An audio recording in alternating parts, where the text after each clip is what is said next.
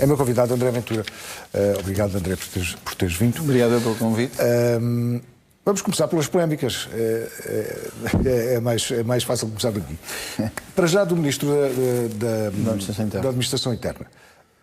Admites que possa ser um engano, aquela coisa de ele parecer estar a dizer vai engoli-las todas? Foi não. Isso? Bom, obrigado pelo convite, como disse.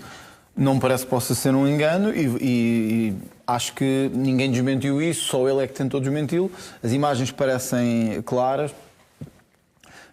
Nós usamos, enfim, os mecanismos que há hoje à disposição, de leitura labial, dos mais avançados que podem ser usados, todos confirmam isto, mais ou menos, vais pagá-las pelo que estás a dizer, vais engoli-las todas, a expressão é essa. Acho que tinha ficado melhor ao Ministro, porque estava a ser escrutinado sobre o Ciresp. Ainda por cima, ele não tinha razão nenhuma, francamente. Pode haver dias que eu também exagero, que eu não saio tão bem como eu gostaria de sair. A bancada do Chega não tem uma fama de... Zé, eu também já... Vamos ver, eu já disse no Parlamento, eu já te disse aqui a ti, coisas que eu não me orgulho, já disse coisas exageradas, já se calhar me excedi em alguns pontos. Os portugueses sabem que é assim, eu também. A vida é assim. Outra coisa é ameaçar alguém. Eu posso não gostar do teu trabalho de jornalista, eu não te digo que tu vais pagar pelo trabalho que estás a fazer. Está tudo errado nisto, não é? Eu posso não gostar de uma peça que tu apresentas uma noite, uma investigação que tu fazes. Eu não te mando uma mensagem a dizer, olha Zé, vais pagar, vais engoli-las todas. Isto é grave, porque mete em causa a separação de poderes e a integridade dos poderes. Mas chegam a pedir desculpas, por exemplo? Eu acho que o Ministro tinha-lhe ficado bem assumir isso, porque o vídeo é claro. Ele diz isto, ele não gosta do escrutínio. E eu acho que isto mostra um perfil de Luís Neves que eu vou dizer também, que eu não conhecia. Porque eu até, quando o Dr. Luís Neves tomou posse como Ministro da Administração Interna, dei o benefício da dúvida no sentido de que me parecia alguém com perfil para o cargo. O que é que eu começo a notar com... E isto não tem a ver com os outros casos, se quiseres vamos lá, se não quiseres não vamos. Sim. Mas isto não tem a ver com esses casos. Tem a ver com um perfil que eu começo a notar. E que acho que o país começa a notar. De achar que é um Ministro que não tem que ter escrutínio, não tem que responder a nada, porque tutelou a Polícia Judiciária. Ora, isso não é... Vamos lá ver. Nós não podemos, em Portugal, sobretudo os opositores políticos, e por isso eu vejo com muita estranheza todos os outros em silêncio, e tu acharás o mesmo. Eu nunca vi um caso de um ministro em que todos os partidos, exceto um, ficassem em silêncio. Ora, tem medo que o Luís Neves faça o quê? Manda a PJ fazer as investigações e lance em cima deles? Francamente, eu estou a usar a linguagem para as pessoas compreenderem. Porquê é que ninguém fala deste caso? Tem tudo medo. Eu digo-te uma coisa, no dia em que eu tiver medo eu deixo de ser líder da oposição. Prefiro ir para casa, fazer a minha vida.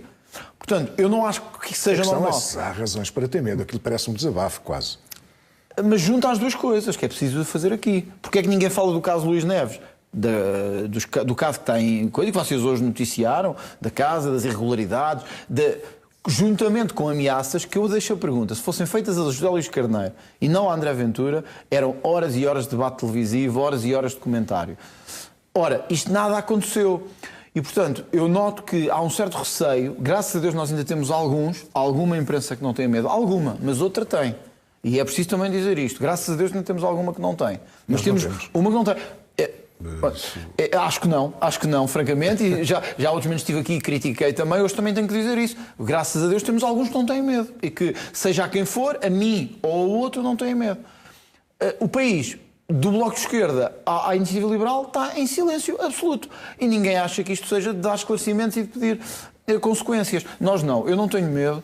Eu acho que o Dr. Luís Neves tem coisas a explicar, mas acho que também se devia retratar de ter feito ameaças ao líder do maior partido da oposição e ao maior partido da oposição por uma questão que é de escrutínio público. Nem sequer eu não estava a fazer perguntas da sua vida privada, ou pessoal, ou nem sequer empresarial, ou ligação empresarial. Eu estava a fazer uma pergunta. O Ciresp tem estes prejuízos. Todos sabemos o que é que aconteceu. Porque é que foi nomeada esta pessoa? Isso basta para fazer ameaças. Então mostra o padrão que se calhar este ministro tem. De ameaçar toda a gente, de colocar condicionamentos sobre toda a gente. Foi isto que disse ao Presidente da República hoje. Acho que o Presidente da República... perguntar isso. Podes revelar o que é que... Não digo as palavras do Presidente, mas como é que ele abordou esta questão? Não, o Presidente da República ouviu aquilo que... Ele já conhecia, obviamente, a situação, porque é uma pessoa atenta e tem estado atento também ao que se passa na atualidade. Viu que nós esperámos para divulgar este vídeo. Até temos a certeza absoluta que era aquilo que lá estava. Posso dizer outra coisa que transmiti ao Presidente da República, que acho também particularmente preocupante. Nós divulgámos um vídeo no plenário com estas ameaças. Foi-nos dado a conhecer hoje outro, em comissão e não no plenário, com o mesmo tom, com a mesma forma. que não se sabia, porque eu não tinha tido acesso a estes elementos, só tive recentemente. E o Presidente da República objetivamente registrou o momento e também se preocupa com isto, porque conheço, temos muitas divergências, fomos às eleições os dois, disputámos a eleição presidencial os dois, mas temos uma coisa em comum, gostamos da democracia. E transmiti ao Presidente António José Seguro que se um líder da oposição ou se um partido da oposição se sente ameaçado com as polícias por dizer o que tem que dizer e fazer o escrutínio que tem que fazer, está tudo errado. E eu acho que isso o Presidente da República concordou. Não vou revelar o que é que me disse nem o que é que não me disse, mas ouviu, registou e agora tomará a iniciativa que entender. Da nossa parte e da minha parte, eu digo-te francamente, é um ministro que parece-me ter muito pouco perfil para continuar como ministro, mas isso... Essa é uma questão que tem a ver também com este caso dos montes do Alentejo. Daquilo que se sabe, daquilo que tu viste ou ouviste, é razão para o ministro... enfim, o Primeiro-Ministro manter a confiança em Luís Neves? Ou achas que não? Eu acho que o Primeiro-Ministro claramente está com condicionamento, receio de falar do caso. Isso é uma evidência. Pelo menos mostra algum incómodo, não é? Incómodo e incapacidade de dizer o que quer que seja. Provavelmente poderá antever que isto ainda não acabou e, por outro lado, não se quer desligar, demarcar do Ministro da Administração Interna. Para já o que se sabe são pequenas irregularidades.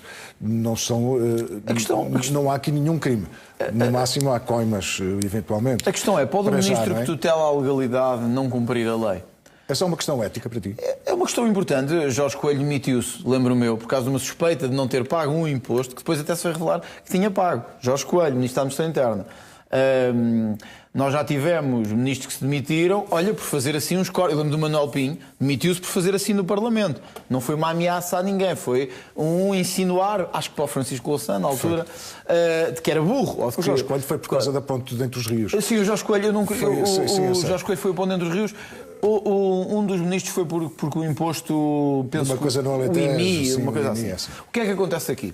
É que Luís Neves, talvez fiel a este perfil que agora nós vamos conhecendo, decidiu ir à televisão falar aqui, esta casa uma delas, ao outro canal, ao Canal Now, e dizer que não, isto está tudo ok, o que eu mandei fazer foi umas obras no alpendre, no tanque, na parede e tal, e com aquela vontade, quem acha que não tem que dar explicações a ninguém, nem sequer compreendeu que tinha que pedir licença para fazer aquelas obras. A questão licença não é preciso comunicar à Câmara para... Sim, e a Câmara pode é uma forma de licença, porque a Câmara se pode opor. Licença, se mudou para simplificar. Não é? Agora pergunto, repara, um ministro que deve garantir a tutela da legalidade na administração interna, com que moral é que agora vai dizer aos outros que têm que cumprir a lei quando ele não a cumpriu? Isto é o mesmo que as questões do pagamento dos impostos. Com que moral tu exiges aos outros que paguem impostos se tu não pagares? Ou se tu não cumprires. E, portanto, isto é uma questão que o próprio Ministro tem que avaliar. As condições em que estamos perante um caso, salvo as devidas diferenças, spinum viva, ou seja, da ocultação? Eu não conheço o caso em detalhe, não sei. Enfim, há coisas aqui estranhas. Há adjudicação de obras feita para uma instituição pública. Aparentemente levou... Porque, repara, o Ministro hoje mostrou uma série de faturas, mas não mostrou os comprovativos do seu pagamento. Os recibos. Mostrou faturas. E ele próprio sabe, penso eu, que o e-fatura não é nenhum comprovativo de pagamento. O e-fatura é uma exposição detalhada, um armazém de faturas, que podem ser dos materiais, de construção. Não mostra que pagou. E, portanto, isso pode antever, eu acho que vai ter que, francamente, eu acho que vai ter que ser aberto um inquérito ou uma averiguação preventiva, por muito que isto custe aos poderes instituídos. Vai ter que ser aberto, porque há aqui suspeitas fundadas, públicas, de aproveitamento da situação de poder para benefício próprio. Portanto, eu acho que se for igual aos outros todos, terá que haver essa situação. E isso deixa o Ministro, evidentemente, mais fragilizado. Depois, há uma série de situações. A licença da Câmara, a Câmara de Odmira já vai dizer que não teve pedido nenhum para fazer aquelas obras. Primeira, ilegalidade. Segunda, eu não sei o que é que o Ministro quis dizer com o entregou 5 mil euros para se fazer obras ao fim de semana. Ao empreiteiro. A um empreiteiro. Ao empreiteiro de Barcelos. Porque se forem 5 mil euros em dinheiro... e sem comprovativos de pagamento, duas vezes. Nós estamos perante uma ilegalidade também que o próprio Governo considera uma ilegalidade. Eu não sei qual é o limite, ele foi de 2.500 de cada vez? 2.999 euros não pode ser, mas se for a mesma prestação de serviços, é indiferente que tu fraciones em não sei quantas vezes. Bom, ele é advogado, ilegal à mesma, não é? Ele pois sabe não sei se é ou não. Ele sabe as regras. Ele sabe, mas nós também sabemos. E nós sabemos que a regra que está estabelecida é esta. Não se pode pagar mais de 3 mil euros em dinheiro e se for a mesma prestação de serviços, a mesma obra, independentemente de fracionares, é ilegal. Portanto, eu acho que, mais do que a questão de fundo, porque essa acaba às autoridades e há entidades para isso, eu noto aqui duas coisas. o medo do PS de falar disto. O medo. É medo mesmo. Não é sequer incómodo. É medo. Todos os ministros que têm surgido, o PS vem logo dizer tem que se esclarecer, tem que se saber. Aqui nada. Zero. Medo. E o incómodo do Primeiro-Ministro. Fica a pensar que sou o único neste país, às vezes com coragem de dizer as coisas. E isso pode ser bom ou pode ser mau. Mas eu quero deixar isto claro a quem votou em nós. Independentemente de quem seja. Olha, vocês aqui no Correio da Manhã às vezes dizem isso também, e eu, como também estive nesta casa, sei que é assim e vou dizê-lo também. Eu não tenho medo também, e acho que nós na vida não devemos ter medo. Quando estamos em democracia, devemos investigar doar quem doer. E eu, como líder da oposição, não vou ter medo, seja o Sr. Luís Neves, seja a Ministra da Justiça, seja da Economia e das Finanças. Acho que é assim que tem que ser feito. Um outro caso, ainda antes de passarmos para o grosso da entrevista, digamos assim, um outro caso é a queixa do Iniciativa Liberal. Olhando para trás, e para o vídeo que tu fizeste, voltavas a fazer?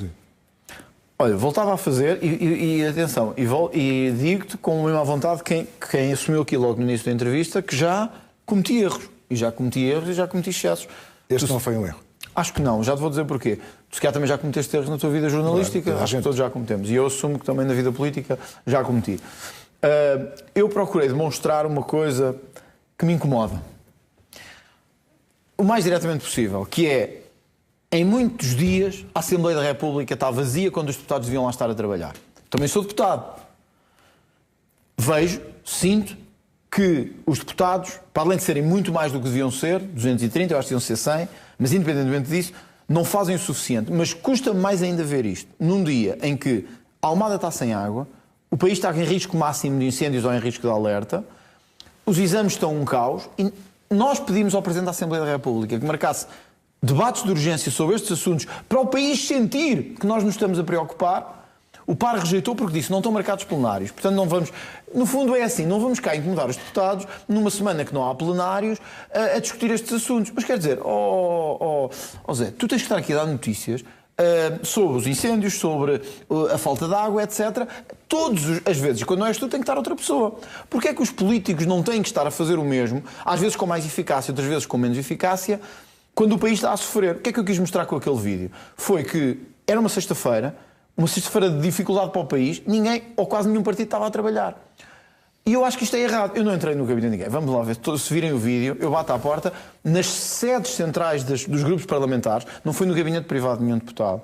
Não foi. Foi nos serviços centrais que tem o Chega, a IEL, o PSD e o PS, para ver se estava alguém. Não estava ninguém. Eram 6 da tarde de uma sexta-feira. Portanto, o país pode estar a sofrer com água, com falta de água, com incêndios, com exames no caos. Os políticos não estão a trabalhar. Foi esta a mensagem que eu quis passar. Não deixe de notar isto. O PAR, o Presidente da Assembleia da República, acha que não devemos perder tempo a debater os exames, a falta de água, etc. Mas acha que devemos perder tempo a fazer inquéritos a um vídeo que é público, que toda a gente vê o que é, não é preciso inquérito nenhum. Se querem sancionar, sancionem. Eu acho que fiz o correto, denunciei uma situação que é errada. Alguns dizem assim, alguns vieram-me responder a dizer, sabe bem que nesta sexta-feira era o Congresso do Livro. À noite, o Congresso do Livro. E, portanto, não havia trabalhos parlamentares. Não havia plenários. O Parlamento está a funcionar. Os polícias estão lá. Muitas vezes os jornalistas estão lá. Os funcionários da Assembleia estão lá. Porquê é que os políticos não estão lá? E atenção, eu também sou político. Portanto, nós temos que cumprir aquilo que nos pagam o salário. Okay. Vamos seguir em frente. Vamos falar Bom, vamos ter o Estado da Nação agora, né? Amanhã. Vamos começar pela educação.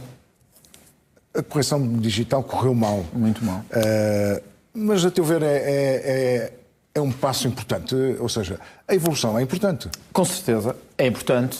E é importante que seja feita. E eu acho que até vários professores que eu ouvi disseram que não estão contra professores e alunos, esta digitalização, que isto é o futuro. Mas nós temos aqui vários episódios que temos que recordar. Nós tivemos o ano passado um teste piloto feito. É esta digitalização e é esta forma de fazer as coisas. Neste teste piloto foi dito que isto estava a correr mal, que tinha que se ter prudência. A palavra foi esta. Porque isto não estava ainda operacionalizado. Portanto, o Governo foi avisado disto. No dia 1, os deputados do Chega, na Comissão de Educação, isto foi-me transmitido pela assessora coordenadora da Comissão de Educação, avisaram o Governo de que este modelo não estava operacional e posto como está, não ia funcionar. O Governo ignorou isto, avançou para unilateralmente, como faz sempre, e o resultado foi este, caos atrás de caos, com duas coisas graves, que eu acho. Os governos podem falhar, e portanto Luís Montenegro, quando vem dizer assim, queremos reformar e portanto isto também tem o risco de falhar. Tem. Seja o Primeiro-Ministro Luís Montenegro ou André Ventura. Há o risco de falhar. Sim. Acontece. Mas sem riscos não se consegue... Com certeza. Eu estou de acordo com isso. Mas há duas coisas graves aqui. O Primeiro-Ministro hoje veio pôr culpas nos professores. Os professores não têm... Como é que entendeste essa declaração? Pode-se entender que o Primeiro-Ministro julga que alguns professores sabotaram o sistema? Eu acho que quer dizer que há um certo corporativismo na classe dos professores. Parece-me que é isso que quer dizer. Não sei se está lá a referir-se aos sindicalizados ou não, isso não percebi. Mas queria dizer claramente que o modelo não funcionou porque há boicote de algumas entidades, umas delas os professores. Isto é errado. Todos os professores com quem nós temos falado querem que isto funcione, até por uma coisa. É a saúde deles e o equilíbrio deles que está em causa. Os alunos, os primeiros a quem se vão queixar se as coisas correm mal é os professores. Não é o Primeiro-Ministro, não é o Ministro da Educação. É aos professores. Primeiro ponto. Segundo, e isto é que eu acho mesmo grave, o Ministro da Educação, que é uma pessoa até que eu acho que tem, enfim, alguma capacidade de perceber que é preciso modernizar, dizer que os pais e as famílias foram imprudentes, que não deviam ter marcado férias naquela altura. Em relação à atitude do Ministro, o Ministro mudou, ou seja, as últimas declarações... Quando é que mudou? Até pediu desculpa aos professores. Sim, Zé, quando é que mudou? Quando o Presidente da República, hoje tive a oportunidade de dizer isso também ao Presidente da República, porque acho que ele teve bem, francamente, quando o Presidente da República veio exigir controle sobre o processo e confiança. E foi aí que o Ministro percebeu que estava a colocar em causa uma coisa essencial, que é a confiança das famílias, das comunidades, no sistema de educação. Portanto, eu acho que há um antes e depois da intervenção de António José Seguro. E António José Seguro, ao dizer aquilo, obrigou o Ministro a vir pedir desculpa. Essa era a atitude que o Ministro devia ter tido. Tentei fazer, fez mal, francamente, mas correu mal. E eu peço desculpa a pais, professores, etc., que ficaram em causa com isto. Optar por culpar os pais, os professores, os alunos, acho sinceramente que é uma má atitude. Devemos culpar o Ministro, ou seja... Politicamente, é evidente que ele não pode fazer pessoalmente ele tudo. Se calhar nem percebe nada de programação. A questão é, há uma responsabilidade política. Há responsabilidade política. A ponto dele ter que se demitir ou não? Eu acho que nós, quando estamos com uma crise a acontecer no momento, nós temos é que resolver os problemas. Dizer ao Ministro da Educação para ir embora agora... Ele aparentemente resolveu-os, não é? Nós temos é que saber, quando saírem as notas, se o problema foi resolvido, se tudo ficou bem, se a comunidade está satisfeita... sem impedir que o Parlamento exija as suas responsabilidades políticas. Vamos lá ver. Nós temos aqui dois fatores que eu acho que exigem. Na sexta-feira vamos ter... Na quinta-feira... peço desculpa. Na sexta-feira vamos ter um debate de urgência sobre a matéria de educação. Mas não se sabe se ele vai estar presente? Não sabemos. Mas devia. Mas devia, obviamente, numa situação desta, e eu acho que estará. Mas vamos ver. Acho que há duas coisas a esclarecer. Porque é que depois de ter sido avisado com um teste piloto que foi feito o ano passado e que correu mal e que foi avisado, manteve este modelo. Ponto 1. Ponto 2. Que a empresa é esta, o Correio da Manhã também noticiou isso, que sem sabermos qual é a sua estrutura e sem aparentemente ter nenhum currículo nesta área, e estando ligada a dirigentes do PSD, que é outra coisa pior, foi apostada para fazer esta gestão da plataforma sem eficácia nenhuma. Foi por eficácia ou foi porque está ligada a interesses do PSD? Eu acho que o Ministro tem que esclarecer isto. Mesmo em relação a esta empresa, francamente, tenho visto muitas notícias que não sabemos muito sobre ela, que não se percebe como é que foi adjudicada, etc. Se eu fosse Ministro da Educação, a primeira coisa que eu dizia na sexta-feira era: eu optei por fazer isto, por isto, por isto e por isto. Esta empresa foi escolhida por isto, por isto e por isto. Para não ficar no ar nenhuma dúvida de benefício ou favorecimento. E neste momento eu suspeito que tenha havido. Portanto, quero já dizer que em relação ao debate de sexta-feira, nós vamos ser duros com o Ministro, duros lealmente, mas duros, a exigir esclarecimentos sobre esta matéria, que empresa é esta e porque é que uma empresa, aparentemente sem nenhuma ligação ao currículo na educação, teve a oportunidade de fazer isto e fez tão mal. O Estado-nação é uma espécie de termómetro de como os partidos da oposição estão a ver o desempenho do governo. Podemos falar de economia. Realmente, face às circunstâncias internacionais, o Governo teve uma boa performance, um pouco baseado na baixa dos impostos, que era o que o Governo dizia que era muito importante. O Chega tem essa visão também. Ou seja, este é o caminho, baixar impostos. Este é o caminho, baixar impostos, isso não há dúvida. Há duas coisas que eu concordo com o que diz o Primeiro-Ministro e também o Ministro das Finanças, que é, nós temos que continuar a fazer um esforço sustentável de descer o IRS e o IRC. O PS não concorda com a descida do IRC, nem todas as empresas pagam IRC, mas é importante que as empresas tenham esta sensação que estão num país em que vale a pena investir. 2, o que acontece é que as pessoas não sentem hoje que nada que o Governo tenha feito economicamente o está a beneficiar. A questão dos combustíveis foi paradigmática, porque os governos têm geralmente que atuar a nível macro e a nível circunstancial. A nível macro, é as grandes políticas orçamentais, etc., de linha de governação. E aí o Governo tinha uma linha de modernização, desburocratização, descer impostos. E nós viabilizámos muitas dessas medidas. O Chega, não foi o PS, foi o Chega que viabilizou muitas destas medidas. Depois tivemos uma crise que o Governo não escolheu, que não foi culpa do Governo, teve a ver com o Médio Oriente e com a guerra no Irão. Os preços subiram em flecha. O Governo teve a oportunidade de fazer o que o PS não fez. Descer efetivamente os impostos sobre os combustíveis, para garantir que as pessoas não sentiam um abuso brutal quando iam à bomba de gasolina, até face à Espanha, até face à diferença com Espanha. As pessoas sentiram o começar da guerra, o meio da guerra, o fim da guerra e agora, infelizmente, o reiniciar do conflito. E o que ficaram a sentir foi isto. No mercado internacional, quando os preços do petróleo sobem, o gasóleo e a gasolina sobem em flecha. Mas quando descem, as pessoas não sentem essa descida no seu bolso imediatamente. E era isto que está errado. Quando o preço do petróleo desce no mercado, o preço do gasóleo e da gasolina devia descer. Nós alertámos o Governo para isso, pedimos ao Governo que fizesse isso e o Governo não fez. O resultado disto, isto tem só a ver com combustíveis? Não. Como toda a gente sabe, eu não sou economista, mas toda a gente sabe isto. A subida do preço dos combustíveis gera um aumento em cadeia da inflação, do custo de vida, dos transportes e da habitação. Resultado, temos o cabaz alimentar mais caro da nossa história, o básico. Temos um preço de combustíveis que eu acho que não deve haver muitos com estes aumentos pela Europa Ocidental.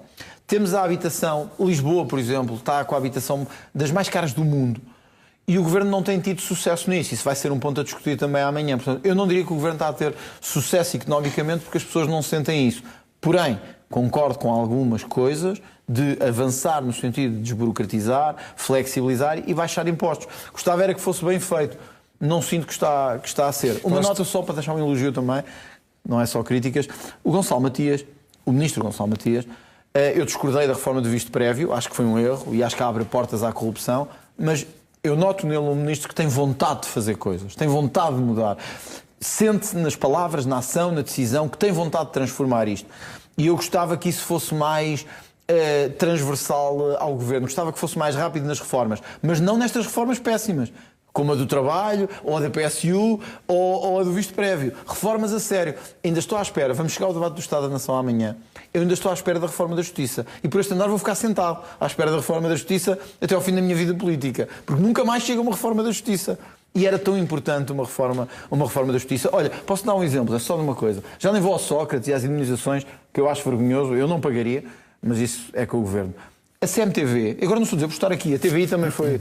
A CMTV, a TVI, a NAU, penso eu também, foram condenados por transmitir um anúncio que, não, agora a questão não é se nós concordamos com ele ou não, é um anúncio com uma visão do mundo, com uma visão que neste caso era contra o aborto. Independentemente dos telespectadores serem contra ou serem a favor. É liberdade de imprensa.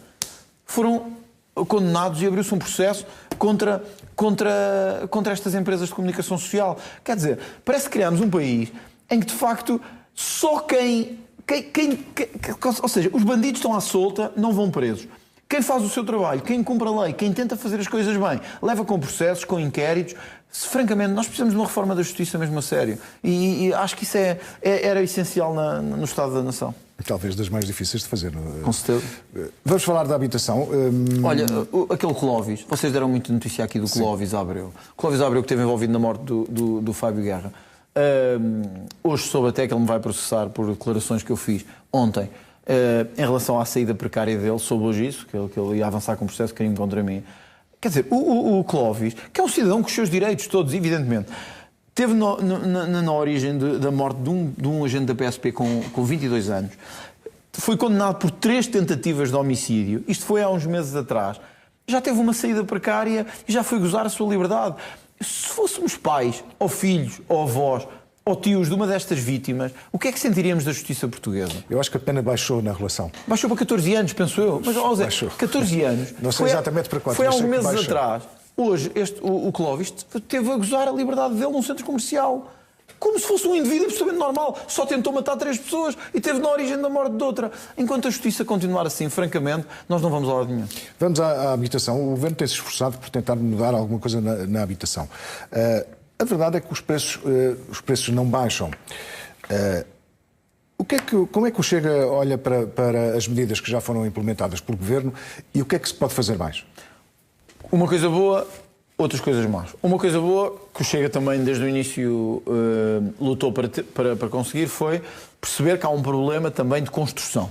E, portanto, onde não há habitação, onde não há construção, não pode haver melhorias no acesso à habitação. E o Governo esforçou-se, o Chega também apoiou medidas como essa, para que quer os licenciamentos, quer a construção acelerassem, nomeadamente na redução da burocracia na construção. E hoje em dia há outra razão, é que o preço dos materiais de construção é muito volátil. O que quer dizer que um licenciamento que se passa hoje, daqui a 3 anos, os preços não são os mesmos. É verdade. Tudo é diferente. Esse é um dos problemas. O preço dos materiais de construção, que são voláteis no mercado internacional e que muitos deles são de importação e, portanto, também aumentam muito o custo da habitação. Em todo o caso, segundo a lei da oferta e da procura, onde há mais oferta, em princípio, também os preços descerão um pouco. E o Governo tentou fazer isso, não com muito sucesso, mas tentou. Onde é que eu acho que está o erro? Nós ainda não conhecemos todos os detalhes da política que, em princípio, esta nova lei do arrendamento e esta nova lei habitacional o Governo quer trazer. Mas vamos lá ver. Nós temos que garantir que quem não cumpre, quem não paga, quem foge aos seus deveres, não tem proteção. Por isso nós temos defendido que tem que haver habitação pública, mas a habitação pública não pode ser para os habituais, para os que não cumprem, para os ciganos, para ex-condenados por tráfico de drogas, etc. Tem que haver habitação pública, mas tem que haver também acesso dessa habitação pública à classe média e aos portugueses comuns, ditos assim. Não é a reforma certa a fazer no âmbito da habitação permitir que as rendas subam sem qualquer limite. Eu vou dar um exemplo, as calções. Eu percebo que quem é senhorio queira garantir e assegurar que quando há um arrendamento tem uma espécie de defesa e de salvaguarda em relação ao arrendamento. Mas os senhores têm muito medo da morosidade dos despejos, não é? É verdade, e tem razão. O Governo quer resolver. E tem razão, porque a justiça de facto não funciona nessa matéria.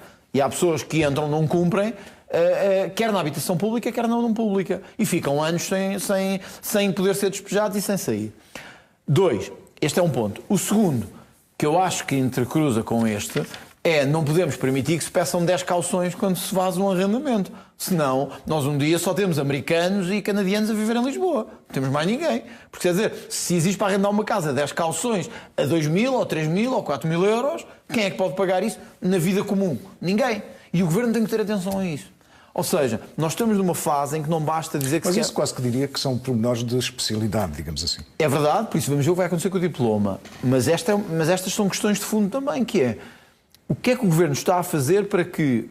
Nós temos 2 formas de evitar que quem está a pagar muito com a habitação se sinta mais aliviado. Ou diminuímos o preço, e é difícil interferir no mercado diretamente, porque não é o Governo que dita quanto é que está o T1 ou o T2 ou o T3 numa determinada zona. Ou fazemos de outra maneira, que é o que o Chega defende, que era aumentar as deduções fiscais no que se paga de rendas e de crédito à habitação. Foi isso que propusemos no Orçamento do Estado.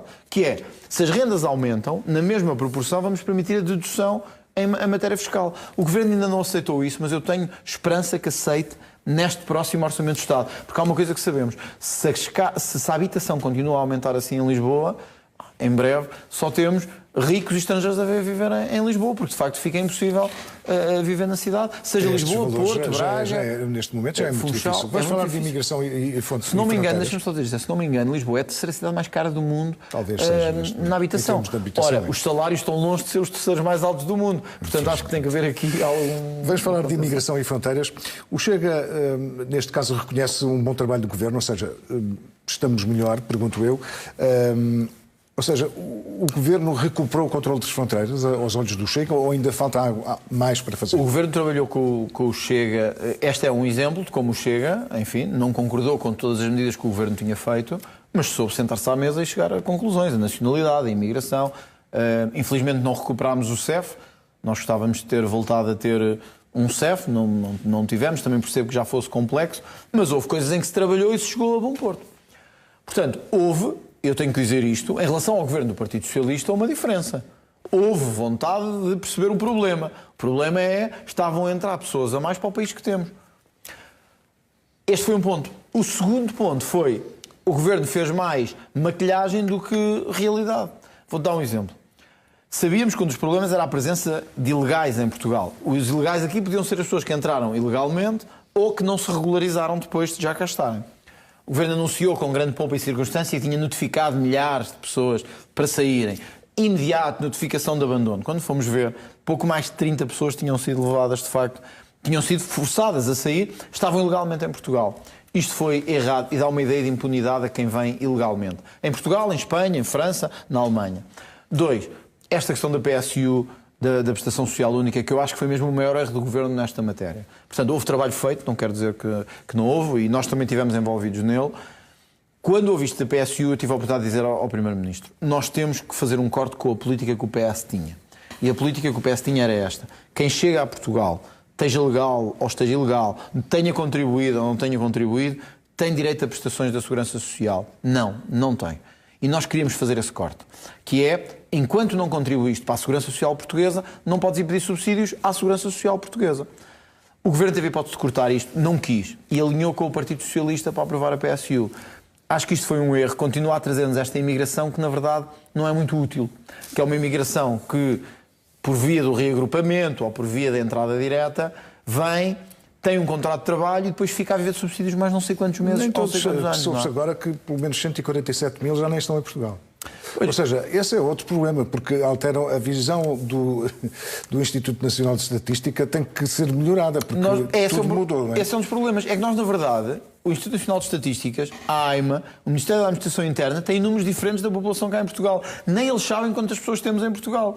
Quer dizer, vieram-nos agora dizer, e basta ver hoje nos sites internacionais, o espanto de Portugal passar de 10,1 milhões de pessoas para 11,5 ou 11,6 milhões de pessoas num ano, assim, num dos números, como se fosse uma coisa normal. Quer dizer, nós se olharmos para os países que têm população parecida com a nossa, isto é, entre aspas, um escândalo. A Áustria sempre teve população ao par e passo com Portugal, continua nos 9,6 ou 9,7 milhões, a Hungria a mesma coisa. Portugal agora entrou nos 11,5, 11,6. Atenção, o crescimento por si só da população não é mau. É mau é ser feito por via de uma imigração descontrolada. Portanto, o que é que eu acho que é preciso fazer aqui? Saber quem está legal, quem está ilegal. É preciso termos a certeza de quem está a trabalhar, quem está a viver de subsídios. E é preciso termos a coragem de expulsar do território quem está ilegalmente para não ser um chamariz à imigração ilegal. Isto o Governo ainda não fez. Eu espero que venha a fazer ainda com alguma capacidade, porque não tem mostrado capacidade. Há duas coisas onde temos falhado. Em expulsar os ilegais que entraram ilegalmente. Se alguém entra ilegalmente e ao fim de um tempo tu dizes, bom, mas agora já cá está, fica. Isto é um chamariz, como se vê em França e na Alemanha. É um chamariz à imigração ilegal. Chegam, dizem que estão ilegais e ficam. Não pode ser. 2, que quem comete crimes tem que ser expulso do território. E isso também não tem acontecido. Portanto, eu espero que haja aqui um Luís Montenegro 3. Já houve o 2, eu espero que ainda venha o 3. E o que é o 3? É alguém que efetivamente... O 3.0. Se chegarmos a isso, que eu cada vez mais duvido que cheguemos a isso, mas se chegarmos, é que seja o Luís Montenegro que cumpra efetivamente esta ideia. Ninguém quer fechar portas ao país, eu também não quero. Nós precisamos, nós sabemos, Portugal é um país aberto ao mundo, eu não partilho a visão daqueles que acham que Portugal deve-se fechar ao mundo. Aliás, acho que ninguém nos está a ver, ou quase ninguém, partilha esta ideia. Eu não tenho cá ideias de pureza, de racialismo. Eu tenho uma ideia que os bons países hoje do mundo, protegem as suas fronteiras. Sejam negros, brancos, amarelos, altos, baixos, gordos, magros. O que interessa é cumprir a lei. E é isso que eu... Vamos falar agora de estratégia política e também do Orçamento do Estado. Mas antes disso, pergunto, passa pela cabeça do Chega, do seu líder, uma moção de censura a este governo? Ora bem, eu acho que o país precisa essencialmente que o governo governe bem e não de criar crises políticas. Acho que a moção de censura é um instrumento de última rácio sobre um governo que deixa de cumprir a lei aos seus objetivos. Esta questão do Ministro da Administração Interna, vou-te ser franco, levanta-me sérias dúvidas sobre o funcionamento regular das instituições. E também a falta de coordenação que o Primeiro-Ministro tem tido sobre estes vários assuntos, da educação à saúde e à administração interna, às vezes fazem antever ou dão a parecer que o Governo está sem coordenação e sem estratégia. Eu não te consigo responder a isso agora com 100% de certeza, mas posso dar esta resposta. Eu acho que nós não precisamos de crises políticas, precisamos de um Governo que governe. Se o Governo deixar de governar, deixar de cumprir a lei ou deixar de estar no caminho do Estado de Direito, então os partidos e as instituições têm que se defender e têm que fazer esse caminho. Acho que até poderá fazer mais sentido, caso o Governo perceba que este caos que está a levar na saúde, na educação, na segurança, na justiça, seja notório no país e no Parlamento, seja o Governo a apresentar uma moção de confiança ao Parlamento e perguntar ao Parlamento se ainda tem confiança no Governo que tem. Se calhar isto faz mais sentido que uma moção de censura. Mas neste momento não te vou excluir nem um cenário, nem... É que assim obrigas-me a perguntar qual seria o sentido de voto do Chega, não é? Nem outro. Se isso acontecesse. Como te digo, eu preferia que isso não acontecesse e se esse cenário acontecesse, nós tudo faremos, e hoje também disse isso ao Presidente da República, para evitar aquilo que eu acho que ninguém quer, que é uma crise política. Porém, o Governo também tem que fazer o seu trabalho, que é governar bem, não atirar as culpas sempre para os outros, culpar professores, alunos, médicos, enfermeiros, contínuos, auxiliares, deixar de cumprir a lei, ter ministros como este Ministro da Administração Interna a fazerem o que bem lhe apetece, sem dar explicações a ninguém, começa a dar uma ideia de degradação governativa. E se houver uma degradação governativa, aí temos que agir.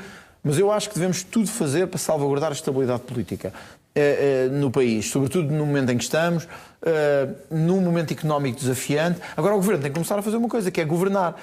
O Governo às vezes diz assim, nós não temos maioria no Parlamento, não conseguimos fazer nada, estamos bloqueados. Mas isso mostra que não é verdade. De todas as propostas de lei que o Governo levou, o Governo, ao Parlamento, só 3 ou 4, ou menos, é que foram reprovadas. Mas eram importantes, sobretudo a lei laboral era muito importante. Mas foi o Governo que acreditava mal, que o Chega ia aprovar... Mas mal, porque o Governo não final, já falámos sobre isso aqui. Temos 3 minutos só, temos que falar do Orçamento de Estado e temos que voltar a esse assunto. Continua a ser uma linha vermelha do Chega. Isso será uma linha vermelha para o Orçamento do Estado? Eu acho que o Orçamento do Estado tem que mostrar uma inflexão do Governo nesta matéria. O que é uma inflexão do Governo nesta matéria? Nós não podemos continuar a ter um exemplo. Nós não podemos continuar a ter o preço dos combustíveis onde está, sem descer o IVA sobre os combustíveis. Nós não podemos continuar a dar aumentos de reforma miseráveis aos pensionistas, enquanto o cabaz alimentar sobe exponencialmente. E as pessoas têm que escolher entre comprar medicamentos ou comprar alimentos. O Governo tem que perceber que tem que fazer aqui uma mudança. E atenção. Mas eu estou a falar das reformas.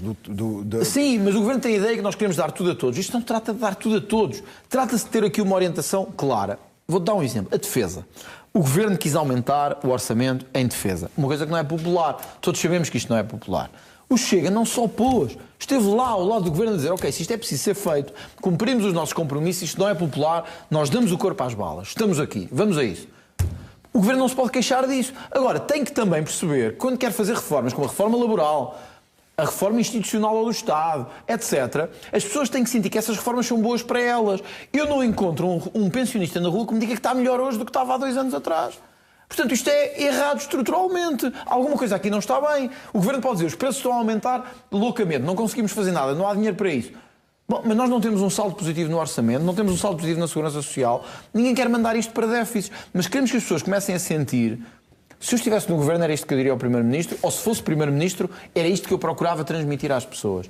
Que estamos a fazer reformas, que não queremos mandar o país para uma nova crise financeira, nem de déficit, mas queremos que as pessoas sintam que estão um bocadinho melhor. Mas a pergunta é se vamos ter uma crise orçamental, ou seja, se o Chega vai forçar de tal maneira o Orçamento de Estado que cria uma crise política. Eu não sei.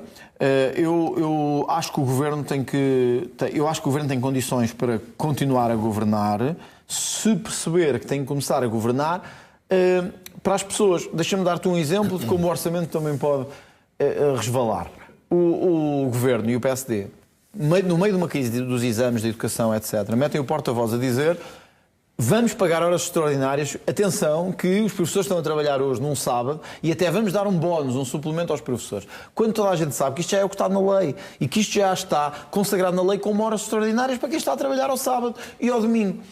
Porquê é que estou a falar disto? Porque esta tem sido a estratégia do Governo de criar maquilhagem e artifícios contabilísticos que as pessoas não se sentem na vida deles. O meu conselho é este. Se querem mesmo que o orçamento tenha sucesso nestas matérias, como tu disseste, de habitação, mas também de saúde, vamos ter um grande desafio com os incêndios. Se houver incêndios, e a resposta até agora não tem sido boa. Portugal já tem a maior área ardida este ano em relação aos anos anteriores. Também foi um junho recordista, não é? Com certeza, mas Zé, todos os anos há um recorde qualquer. Quer dizer, entrou este ministro que disse assim, este ano vai ser diferente, estamos focados, estou concentrado. Já temos mais área ardida desde 2017, que foi o grande incêndio de Pedrógão, como todos sabemos.